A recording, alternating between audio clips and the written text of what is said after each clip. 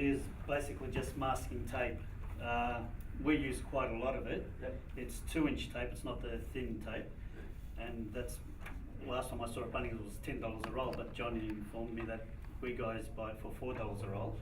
But in the drawer, the bus has got a lot of sections in between, and we use 2-inch tape as in to do once, twice, 3, 4, we even 5 times. As for just getting a sheet of paper and rolling it down, 1 sheet of paper and just a bit of tape on top, will save you over probably 2 rolls a bus. Well, let's say bucks. Well, $8 times. Yeah, well, yeah, but plus your time. Yes, it'll save a lot more time. Times 600 buses. Yeah. So there you go. I've averaged it to probably cheapest is be $1,000 per year on rolls of tape, but work out a lot more than that. Be more than that. Yeah. Because it's the time plus the and then once yeah, again. because we actually mask it up. We do all the masking up, or only in the paint section, and a lot of times you've got to, what is it? Don't forget you got to take it off as well. Exactly, yes, and it's much easier taking it off.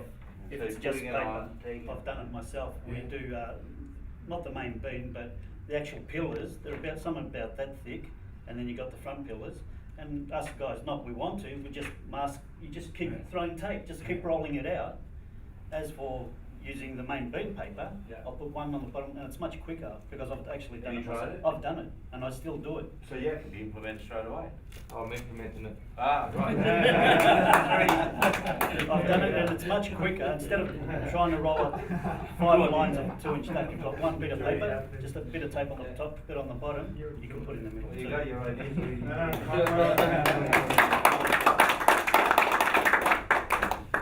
Torque screws and clamps. We use a lot of it on the rear, most of the buses, on pretty much everything that needs to be put together.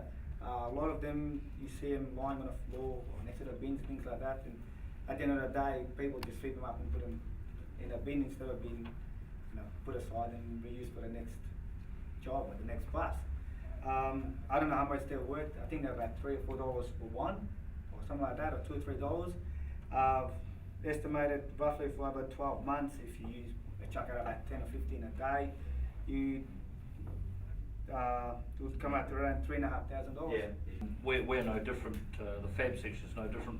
We get. I'm amazed how people was thinking where you get a roll of 2-inch tape and it starts getting a bit smaller, and suddenly it's like a boomerang. It's thrown away somewhere.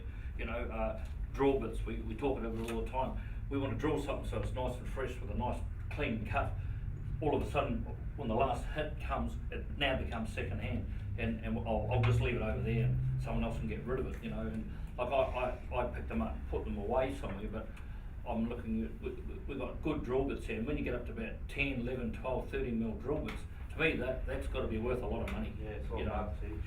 And like gloves. I've just got a bit of secret on my new white grey gloves.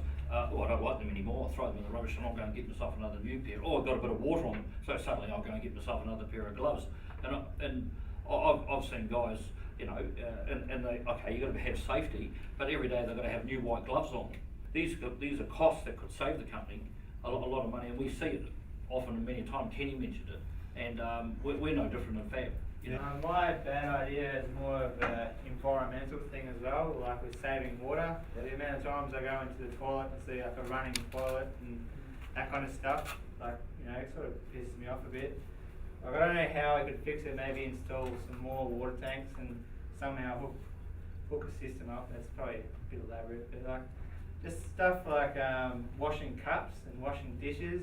Like, I noticed you got a dishwasher in the staff one. I don't know if you can look at doing that in the other canteens, because people just go full ball, don't really care because it's not really costing them anything, and I don't know, just we don't have a lot of water and that kind of stuff, so I don't know how you'd implement it, but sort of an idea that would save money and would be good for the environment. I don't know if you can hook up a system to reuse that, because I know they use that for washing the buses, but hook it into maybe washing your hands with some sort of filter.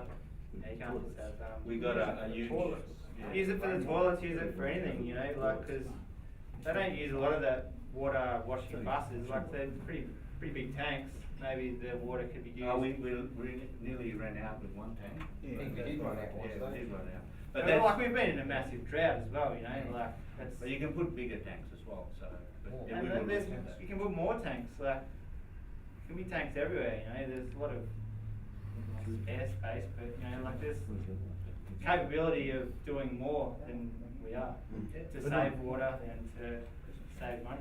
My bad idea was to reintroduce the photo album records on all the buses that we have, so they can be accessed easily by everyone on the production staff, because as it stands at the moment, I think in chassis roughly, I think I counted around 20 different variations of chassis, and me and Clint can't easily remember what all the configurations are, so we have to go get a team leader who then has to go and get an engineer who has to stop what he's doing and print out a picture and give it back to us.